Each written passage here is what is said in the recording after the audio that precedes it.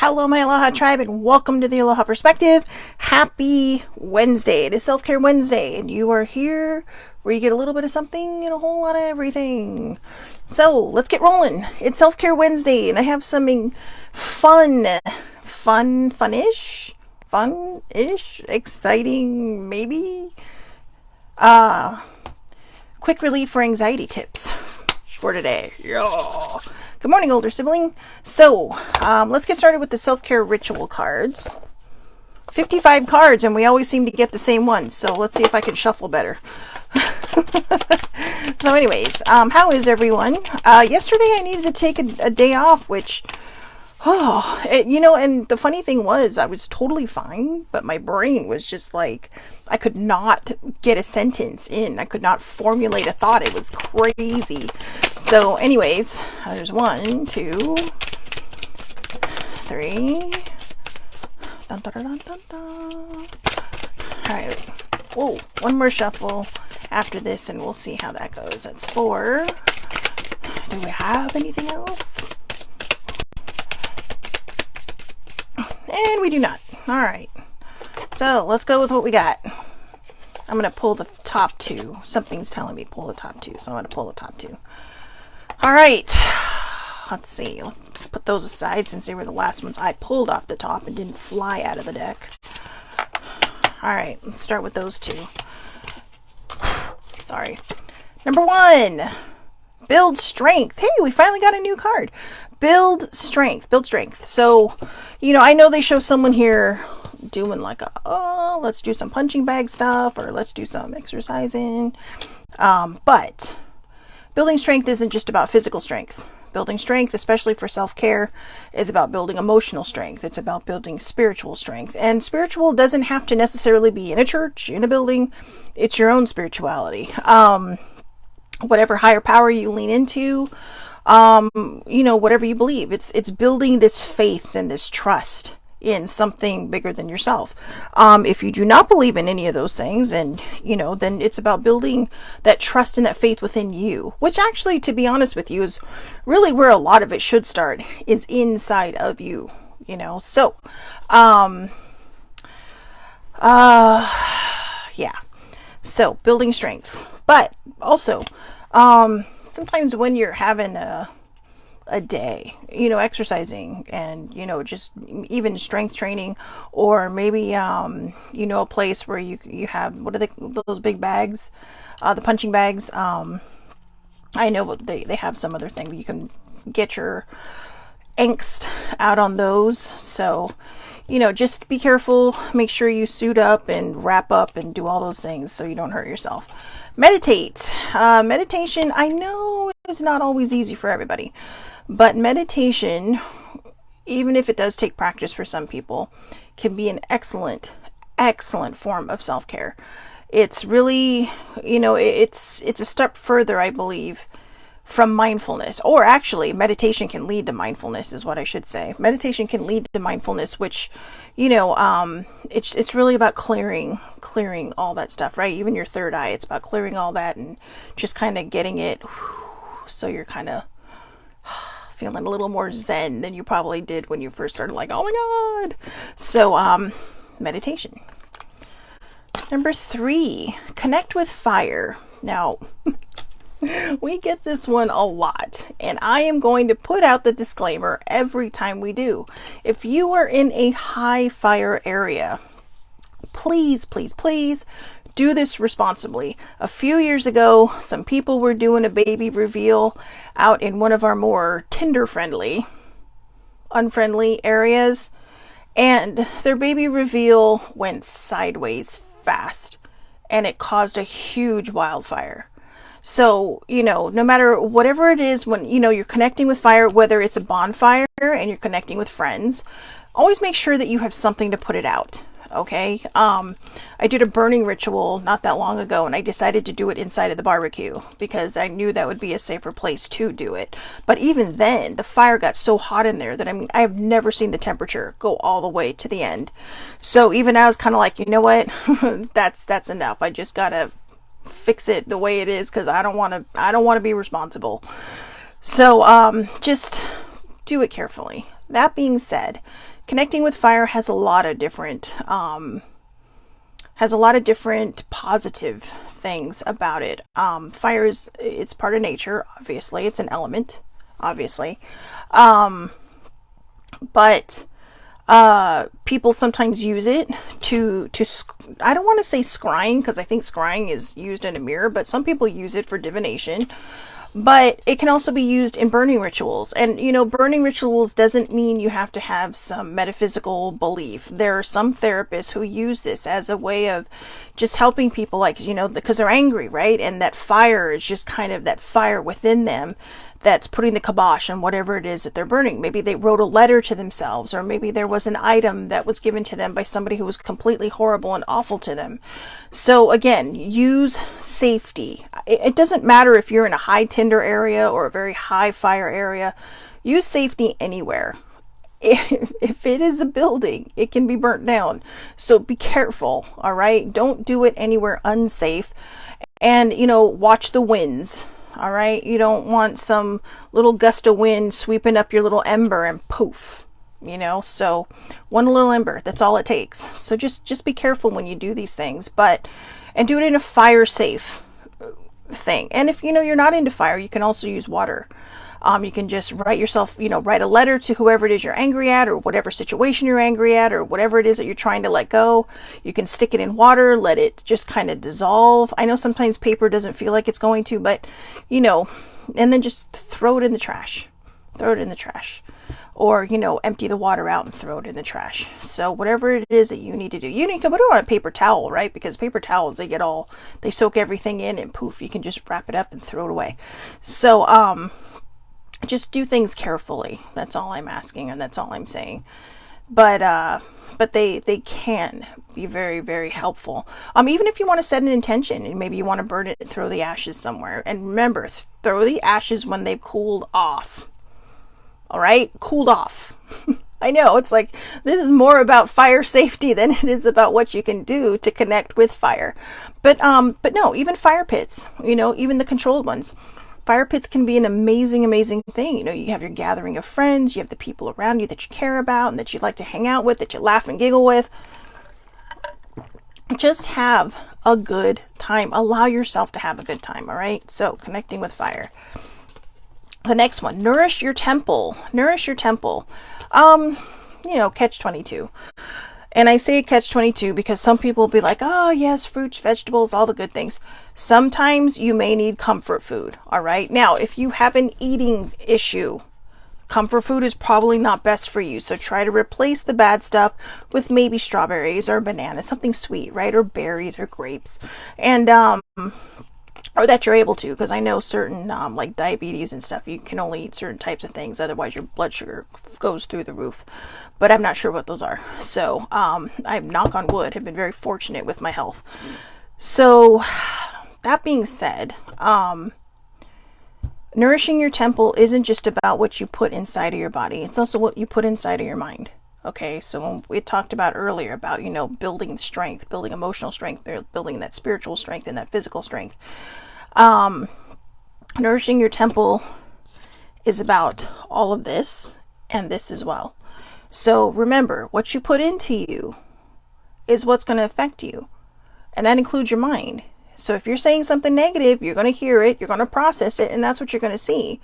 And then if you keep doing that and keep doing it and keep doing that, you're going to create this absolutely horrible, habit that you have to break. And then you have to try to go back and be positive and be positive and be positive. And that's not always easy, especially in this world where we're just constantly inundated by negative stuff. You open social media, negativity. You open up the TV, or you turn on the TV, negative stuff.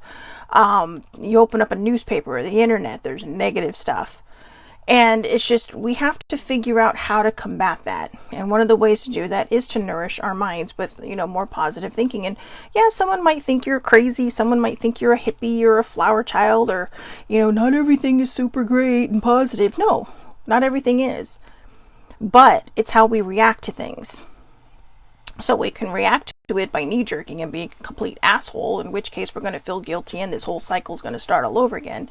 Or you can have a positive mindset, take a deep breath, and go, Older sibling and I were watching a show, or we're right in the middle of watching this documentary about the foods that built America, right? And it's all these big brand names and stuff.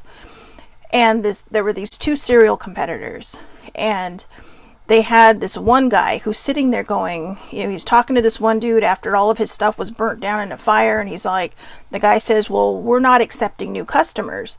So if I would have heard that, I would have been like, oh my God, I'm screwed. What am I going to do? But literally, older sibling is sitting there across the room saying, but he's not a new customer. And right after she said that, the guy, the narrator is saying, but he had a one of these moments, not an epiphany, but he had this moment where he's like, wait a minute. His aha moment says, I'm not a new customer. And I just looked at her and I said, you know what? I said, this is why you're so much better in some situations, because I would have panicked and hung up and just started crying. And you're just like, wait, this is a loophole. She loves loopholes. Okay. That's the legal part of her brain. She loves loopholes. So nourishing your mind. When we are good to our minds, when we're good to our bodies, we allow ourselves to process things better without panicking, without worrying.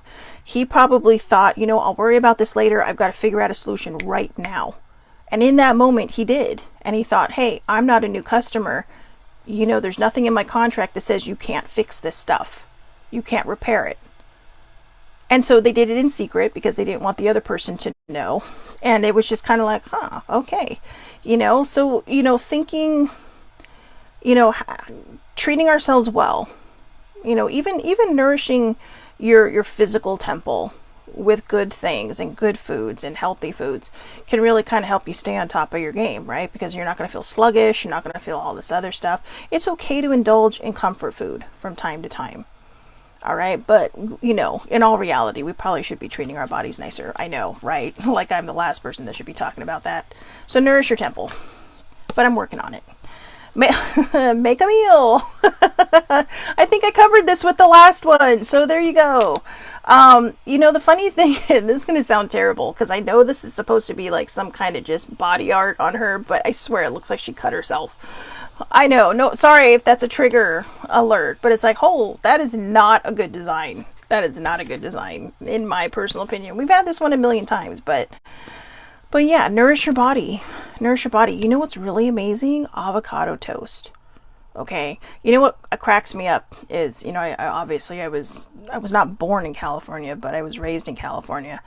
And, it's funny because in Hawaii, if you put a pineapple on it, it's Hawaiian something, right? Now, if you put an avocado on it, it's a California something. And I was like, I remember going to a restaurant recently. It's like, what the hell is a California BLT? And then I looked at them all. Instead of calling it a BLTA, they called it a California BLT. And it's because they had an avocado on it. But avocado toast, I'm telling you, it's amazing. All you have to do, open it up, take the seed out. You can mix it right in there, put it on a nice piece of toast, and sprinkle it. My friend taught me this with lemon pepper. Oh my God. It's like a mouth explosion, it's literally an orgasm for your taste. It's like an orgy for your taste buds.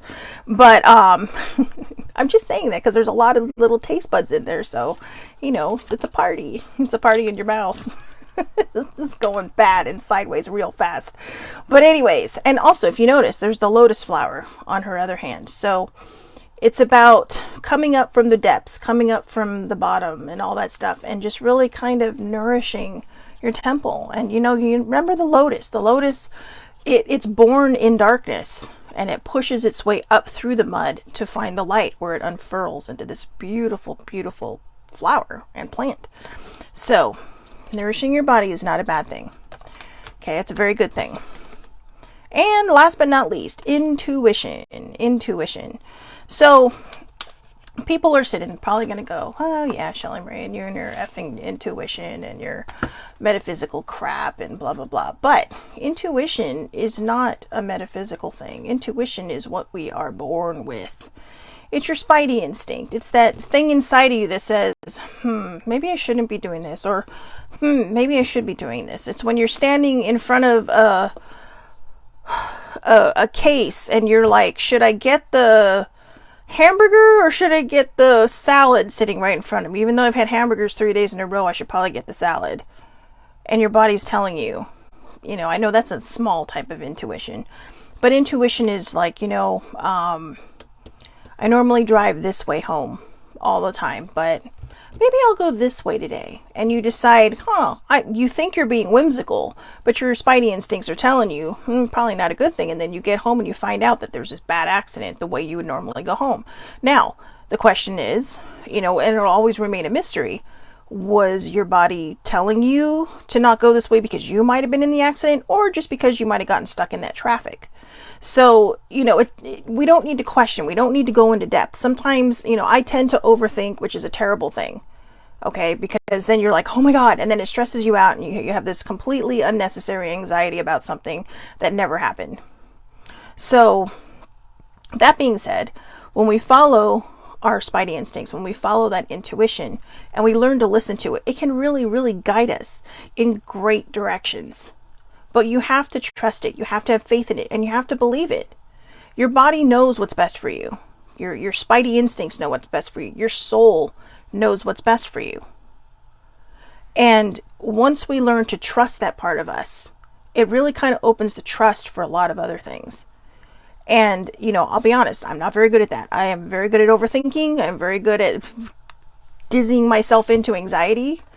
And good morning, baby sibling. So, it just, when we follow your instincts, follow your intuition, that's the last self-care card, but follow your intuition. Okay. And that's actually the perfect card to segue into today's topic for self-care. And that is, I got this from peacefuldumpling.com. Such a cute name, Peaceful Dumpling. 8 tips for immediate anxiety relief. Now, as I just mentioned, I am a chronic worrier, and I'm trying not to be a chronic worrier anymore. It's very hard. This topic was actually inspired by a conversation I had this morning with one of my friends on Messenger, and they are like a lot like me, sadly, and I mean not in the good way. Anxiety, worrying about stuff that's not happened, worrying about stuff that might happen, instead of just going with the flow. And they had a lot of views on going with the flow, and they had a lot of views on people that don't plan, and I understand that. And sometimes I think that's what causes that anxiety for all of us. But 8 tips for immediate anxiety. This may or may not work for you, but there are 8 tips in here, so you can at least try one or all of them at different times and see if they work. Remember, these are just tips. That doesn't mean you have to go 1 through 8. You can if you want. In fact, going 1 through 8 might actually help calm your mind down. But like I mentioned, one of the things I got out of the conversation this morning is that I've not made it a secret that I have a mental illness. I do suffer from major depressive disorder. And which to me, like I said, I don't know what the run-of-the-mill depression is, but I'm assuming that MDD is the run-of-the-mill depression. It's the clinical name for what I think basically a lot of people on the lower end of mental illness or mental health has. I hate mental illness. I hate that word. I like mental health better. Illness implies lots of bad things, right? But it was hard enough for me to come to terms with the fact that I do struggle with depression. And I, for the most part, have gotten it under control. Like I said, yesterday I didn't do a show just because all my thoughts were discombobulated. I mean, I could not put, as I mentioned earlier, I could not put 2 sentences together. And I think a little bit it was being tired because older sibling hadn't been well for the last couple of days, and I was just trying to help her. And, you worry, right? It's like, I'm not a parent, but I think I would have been a good one because it's like, you sleep with one eye open, waiting to make sure that they're still okay, and of course she's, across the hallway, but so you're listening. It's like, is she all right? Every time they cough or sneeze, it's like, is she okay? So, she's my roommate and she's my sister and I care. So, and that's kind of seems to be my lot in life, is to take care of sick people. So, but, all joking aside, I realized this morning that the one thing I have not done is acknowledge the fact that I do get anxiety. I just figured that was one more thing I did not want wrong with me.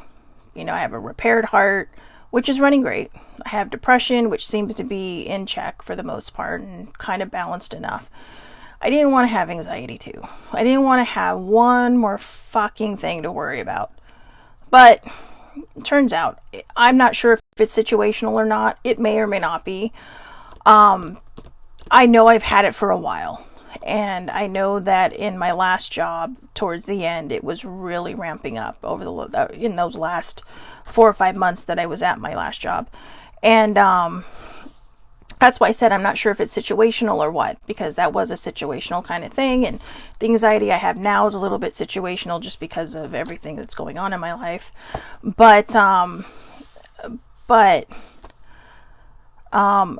older sibling said thank you.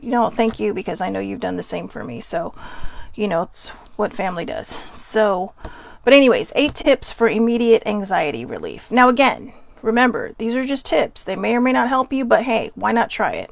The first one, slow your breath. So one of the things I've noticed when people, I don't necessarily think this happens to me, but I have noticed that some people start to hyperventilate, right? When they get like a panic attack, or when they start they're attacked by their anxiety, and it's just kind of like, so if you can, just try to slow your breath, count in to 8, release to 8, and just,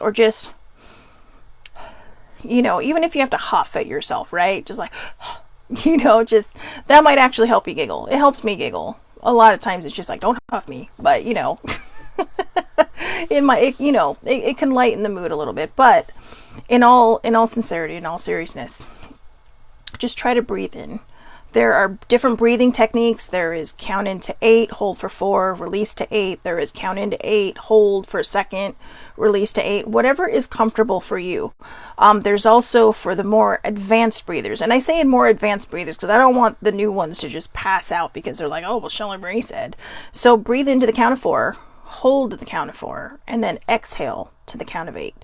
So basically you're just breathing in 4, 1, 2, 3, 4, holding it, just count it in your head, obviously, 1, 2, 3, 4, and then release to 8. And that really kind of empties all the air out of your diaphragm. So you're just kind of putting yourself back at 0. But really what a lot of the breathing does, and slowing your breathing, is it helps take your focus off of whatever it is that's distracting you, whatever it is that's throwing you curveballs. And it's giving you something new to focus on. Number 2, try lavender. So it says try lavender. Now, I have lavender spray, I have lavender oil, essential oil, and I have fresh lavender. Well, not so much fresh anymore, it's dried, but it still has that nice, lavender scent to it. So that is supposed to be a calming scent. They even have, what is it? Is it Downy that makes the fabric softener? They come in different smells now, I call them flavors. I call the smells flavors. Okay, they come in different scents, but I call them flavors. And one of them is lavender for calming. So, lavender clearly has some kind of property in it that really just kind of helps calm you down. But not everybody loves lavender, right? So one of my favorites is peppermint. Peppermint calms me down a lot, and it makes me happy. But I know, it's just like, is she huffing the peppermint? No, but yeah, different things. In fact, a couple weeks ago, I had anxiety so bad that I was asking people for tips on Facebook. And one friend says, just get a piece of cloth, and she says, put your favorite smell in there. She's all, I use peppermint, which I love. Again, I love peppermint. And she says, just keep it on you. And if you start feeling that anxiety, just take it out and just give it a quick sniff. Now, don't worry about what other people think, all right? Because your mental health is more important than other people's stares and gawking and looking, because you know what you need to do to take care of yourself. They also make, I have a necklace that has like a little pad inside of it, and it had different pads, and you can put like essential oil on it, and it's kind of like a charcoal pad, so the smell eventually goes off. But I don't wear a lot of necklaces, so one thing I do have, sometimes you'll see let me see if I can find it right here.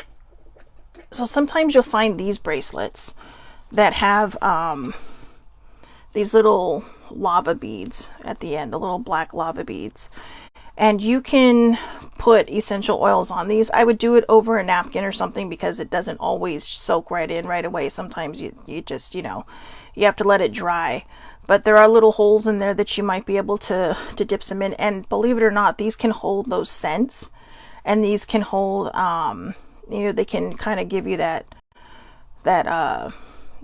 you'll catch that whiff of it, right? So, or again, just keeping that little piece of cloth in your pocket. So, whatever flavor brings you peace. All right. But lavender is the one they suggested.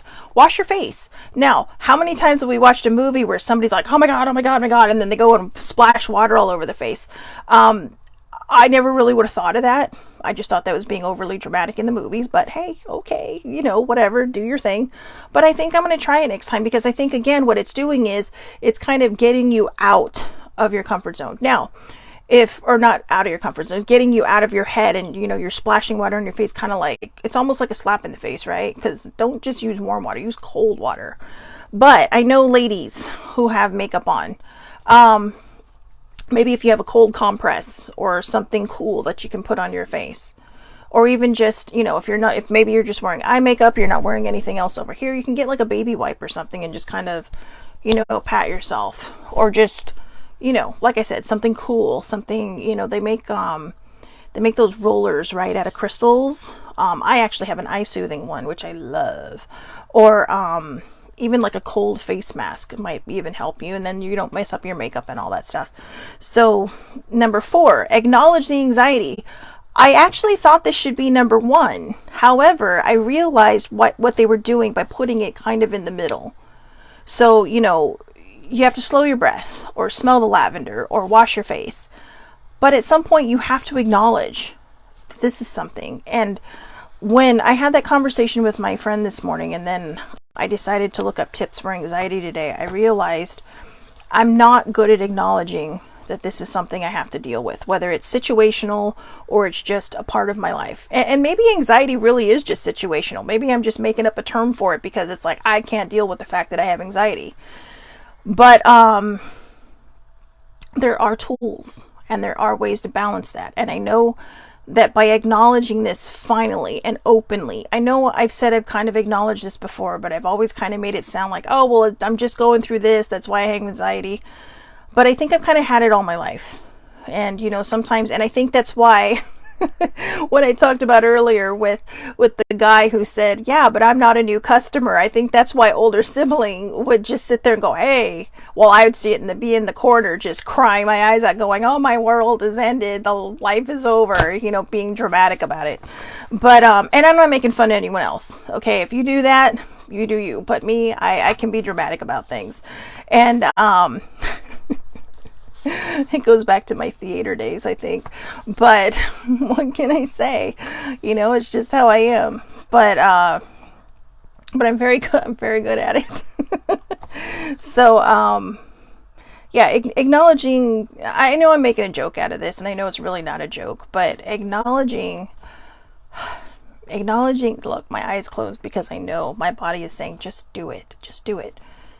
Acknowledging the anxiety is not easy for me.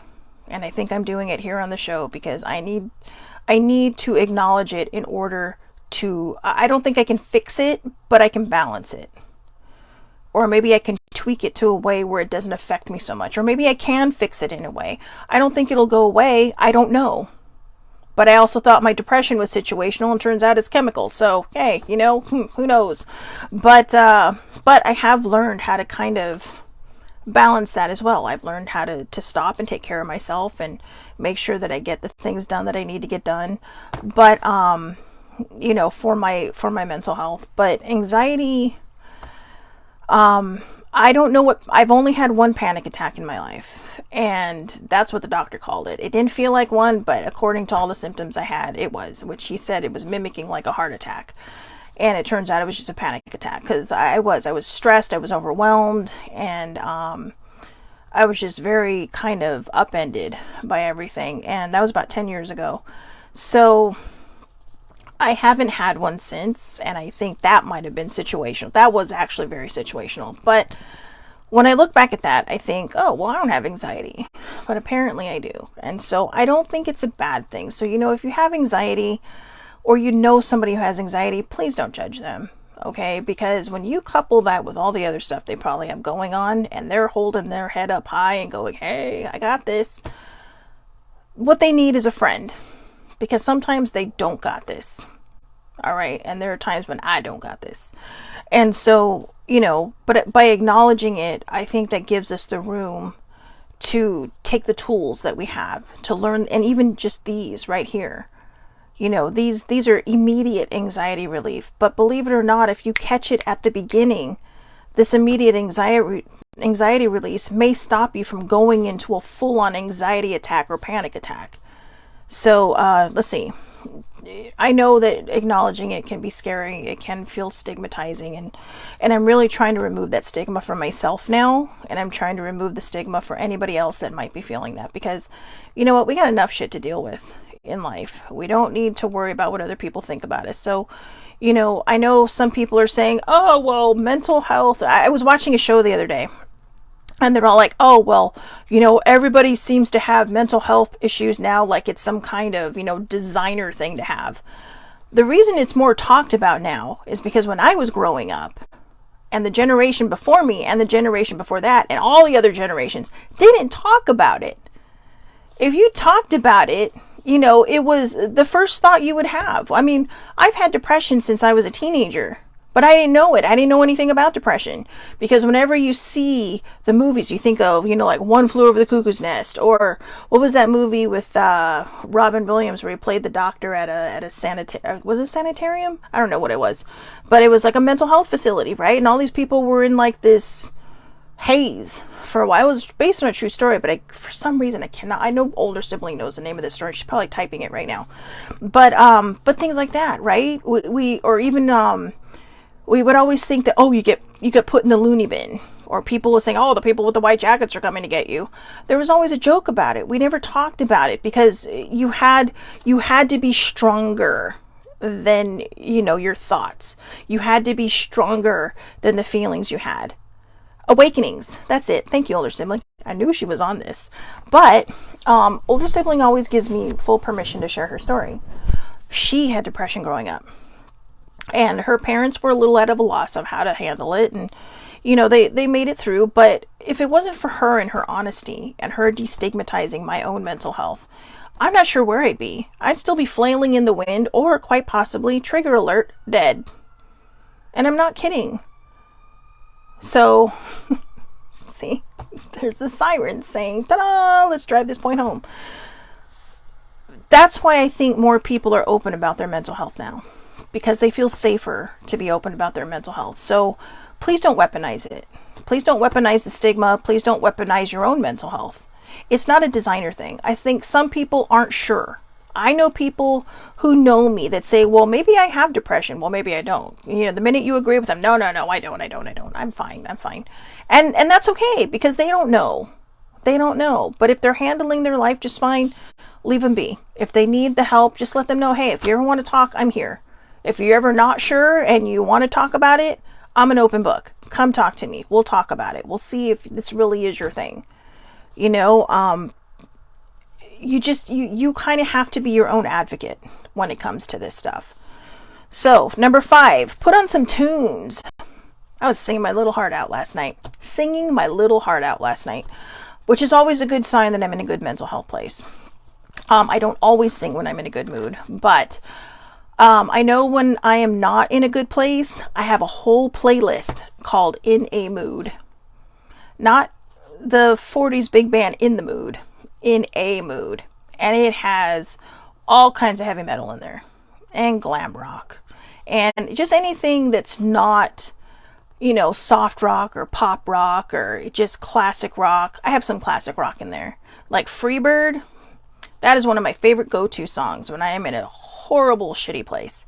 And it's just because that whole guitar riff at the end is just like, yeah, it just kind of melts your brain a little bit, and then you just kind of feels like you're reforming it back into what it should be. But I have hard metal in there. I think I have 1 or 2 death metal, that I got from somebody else, or maybe hockey from listening. But putting on tunes can help. Those are just mine. You don't have to go that deep or that dark, if you will. You can do anything, but putting on music can really help. Classical music can really help, believe it or not. But yeah, I mean, I think we all have our favorite songs. And, I always said House of the Rising Sun was my favorite song, but I actually think Freebird is my favorite song. So, maybe both of them. All right. I know I'm going way back. I think maybe before my own time. But anyway, so put on some tunes. Number 6, touch something. So it says touch something. So it's kind of like a touchstone. Like, you can sit here and touch this, or maybe you can, like this. I love this because it's ridged. So it's kind of like this weird calming effect. Especially for anxiety. They have, there is a website, Calmstrips. I think it's calmstrips.com. And I actually have some. And you can put them on little things like your computer or the back of your phone. And they're just strips that you can kind of... So you have that kind... It's like that... What is it? That ASMR kind of thing. Where it's just, something you can feel. But for anxiety, there's more than just that. There's 5 things that you can do. You can see, touch, taste, smell, and hear. Basically all your senses. You can utilize all your senses, but they're called the 5 things. And I think it's a 5, 4, 3, 2, 1, right? Like 5 things you can see, 4 things you can touch, 3 things you can hear, 2 things you can smell, and 1 thing you can taste. I think I might have just made that up in my head on what the numbers are, or you can just do 5 all the way across the board. Well, maybe not with the taste part, because that might be a bit much, but, or the smell, but yeah, when it comes to seeing, hearing, and touching, you can do 5 things, and that helps refocus you. That helps kind of get you recentered back to where you need to be, so that you can take that deep breath, that slow deep breath. So you could just say, and it doesn't have to be anything specific. Maybe you're outside. Okay, I see a tree, I see a car, I see a building, I see a leaf, I see a flower. And maybe you're near grass, so you can touch the grass. Maybe you want to take off your shoes if you want, just kind of walk through the grass and reconnect with the earth.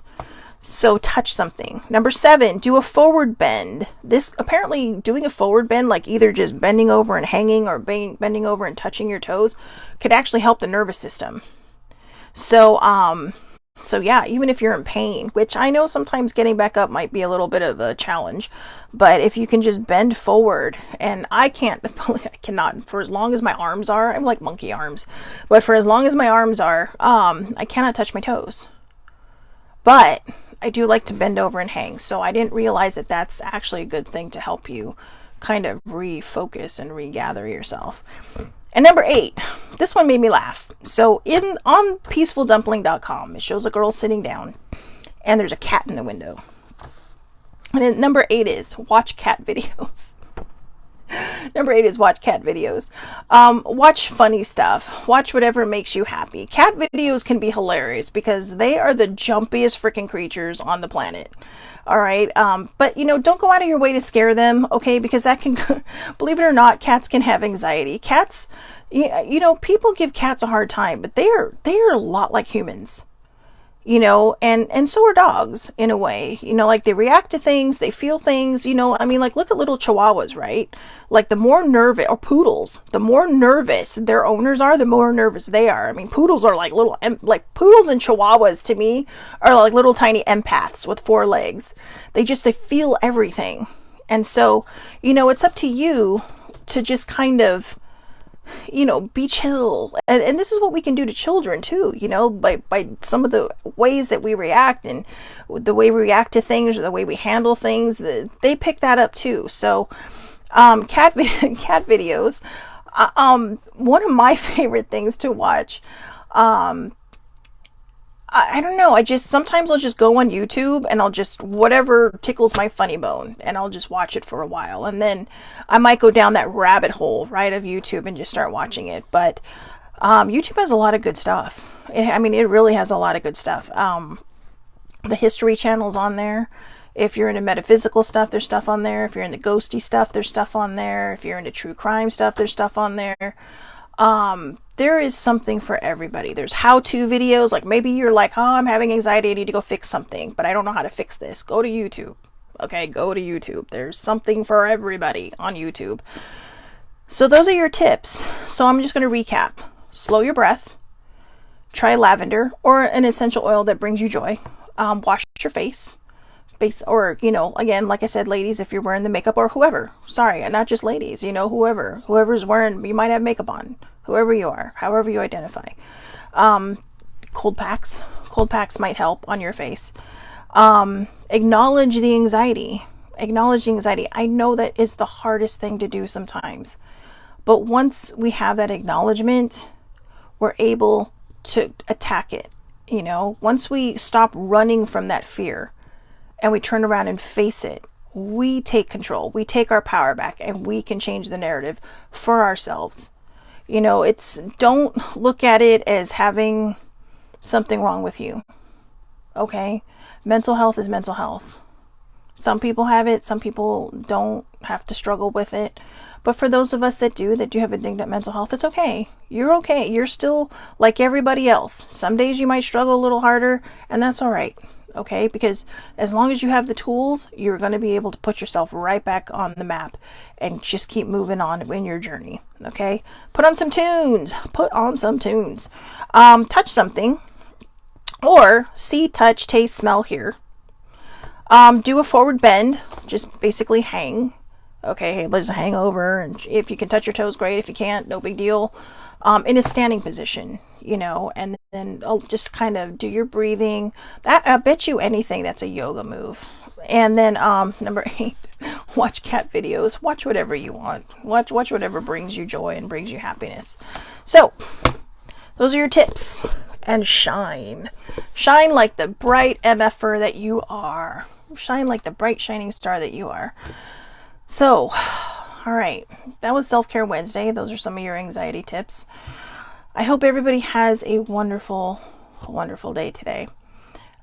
Take these tips. We had the other ones with like intuition, nourishing your temple, building strength.